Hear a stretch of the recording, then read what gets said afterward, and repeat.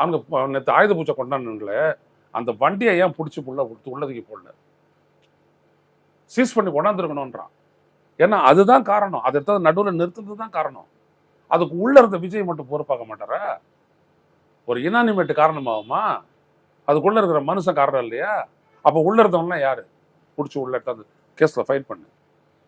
இப்ப விஜய் தானங்க மைய புள்ளி. சிஎம் சார் பழி வாங்குறதுன்னு என்ன பழி வாங்குங்க சார் அப்படின்றாரு. அந்த துணிச்சல் எங்கேருந்து வந்துச்சுட்டோம்னா, இந்த போலியாவே உருட்டானுங்க பார்த்தீங்களா சுத்திலும். ஒருத்தனும் இந்த எடப்பாடி பழனிசாமி, இந்த அண்ணாமலை, அப்புறம் எல்லாம் வந்தவனெல்லாம் மருத்துவமனைக்கு போனது காரணமே என்னன்னா, மருத்துவமனைக்கு போயிட்டு பார்க்குற மாதிரி பார்த்துட்டு வந்துட்டு வெளியில வந்துட்டு அரசு தான் காரணம், போலீஸ் தான் காரணம் அப்படின்னு சொல்றது. என்ன பண்ணுவாங்க போலீஸ்? இல்ல அதுவும் செந்தில் பாலாஜி ஏதோ திட்டமிட்டு நபர்களை உள்ள அனுப்பி விஷவாயு எல்லாம் கழுத்தை நெரிச்சு செருப்பு கழட்டி எரிஞ்சது எல்லாமே செந்தில் பாலாஜியால தான். இப்ப சொல்லியிருக்காரு, இவங்களாம் சொல்லியிருக்கிறாங்களே நீதிமன்றத்துல. ஏதோ வேர் இஸ் த எவிடன்ஸ்? ஏன்னா நீதிமன்றத்துல வந்துட்டு ஒண்ணு ஆதாரம் பேசணும், இல்ல சாட்சியம் பேசணும்.